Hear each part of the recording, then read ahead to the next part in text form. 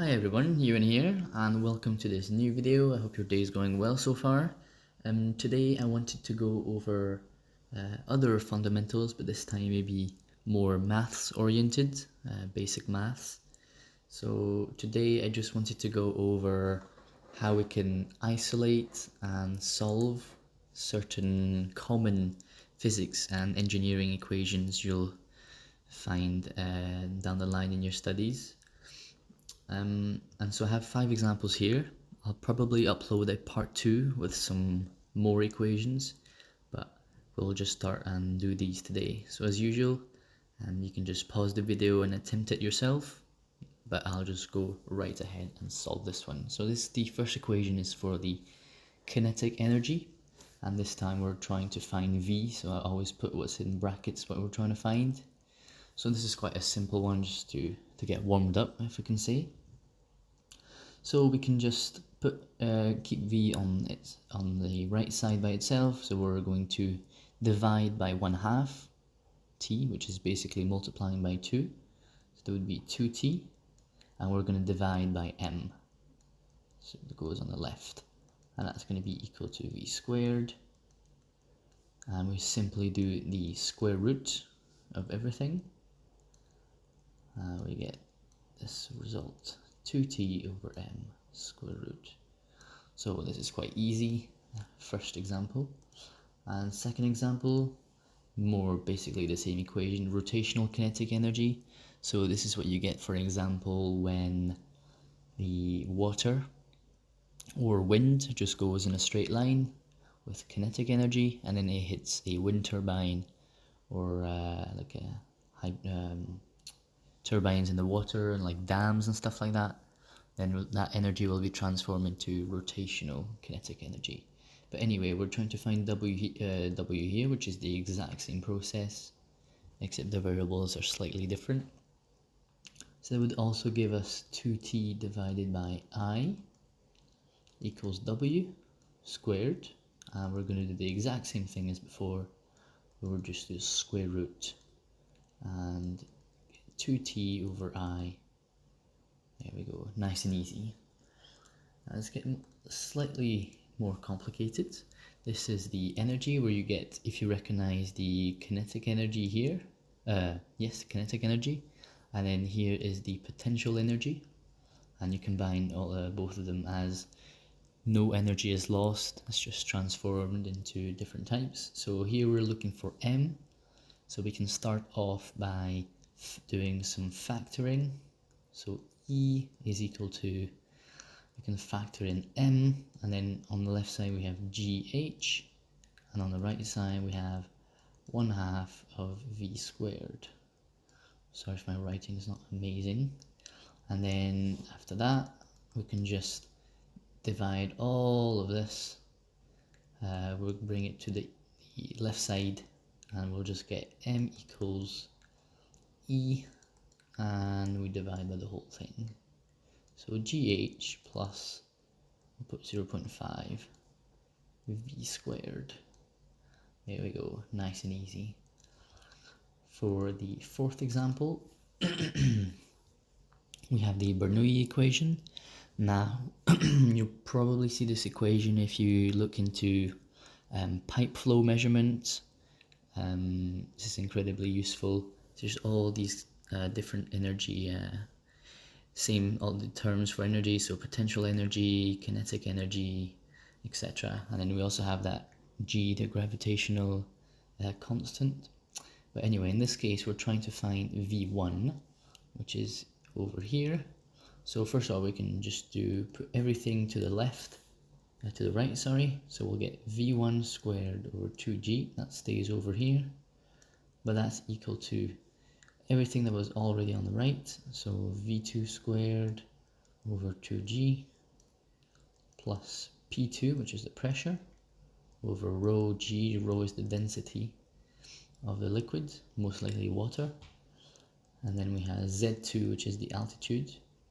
And then minus what's over here, and we're just bringing it over here. So that's minus P1 over rho G and minus Z1. Fantastic.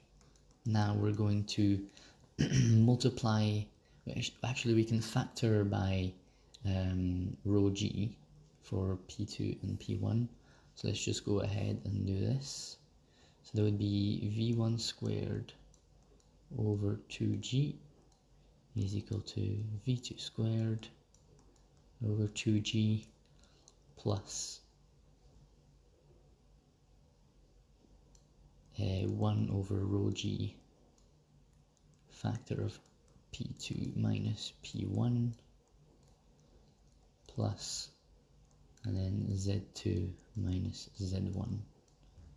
Fantastic. Now we're going to put the 2g, we're going to send it to the right side. So we're going to multiply by 2g. And so this means this is going to simplify. So V1 squared is equal to V2 squared. And then 2g over rho g, so g's will cancel out. So we're going to get 2 over rho, and then P2 minus P1, and then we're simply going to get 2g factor of Z2 minus Z1. And then finally, last step is just do the square root of the entire thing. It's going to be quite a long one. So that's going to give us, oh, now I forgot the V1 term, which is slightly embarrassing. V1 equals V2 squared plus 2 over the density multiplied by P2 minus P1 plus 2g factor of the altitude as the second point minus the altitude of the first point. There we go, that's our final answer. Perfect. And now for the last example of this video, we get the Rydberg equation. So this is used to find the wavelength for certain atoms and electrons. So it's quite complicated physics. But anyway, we're going to try and find N2, which is right over here. So what we can start doing by getting rid of the brackets is sending RH over to the left side. So we're going to get V over RH is equal to 1 over N1 squared minus 1 over N2 squared. Now this is going to make it quite easy for us. Then we're going to just send send this term here to the left, which is going to give us V over RH minus, well, actually if we want this term to be positive, if we want N over 1 over N2 squared positive, then we actually need to bring it to the other side. So that's going to be minus this plus 1 over N1 squared is equal to 1 over N2 squared. There we go. And then finally, we do the inverse of everything. So that's going to give us N2 squared is equal to the inverse, so 1 over everything. So that's going to be 1 over N1 squared minus V over RH. And then finally, last step, we have N2, we just square the whole thing. Square root of 1 over N1 squared minus V over RH. Now you have an option of simplifying the equation, which I guess we can do since we have some time. So we have this slightly complicated equation. What we can do is make this on a common denominator. So let's try and just do this here. So that's going to be square root of 1 over, and so if we put this on a common denominator of n1 squared RH, then we're simply going to have, at the top we're going to have RH minus V over n1 squared RH. Because if we simply do the, yeah, that's fantastic. Because then we can just simplify here and we will get the answer. But anyway, that's n2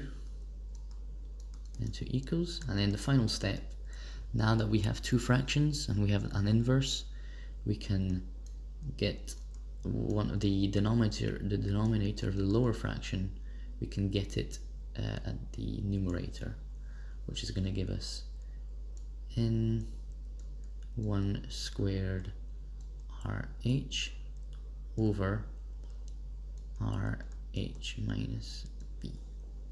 And there we go, that's our final answer. So I hope you got most of the questions right. If not, then you can simply play back the video and attempt them one more time. If you have any other questions, then you can feel free to just put them in the comments, and then I'll try my best to answer them. And if this video was helpful, please consider subscribing and liking, and also sharing with your friends if you think they'll benefit from it. But anyway, that was all from me. Thank you very much for watching. Cheers.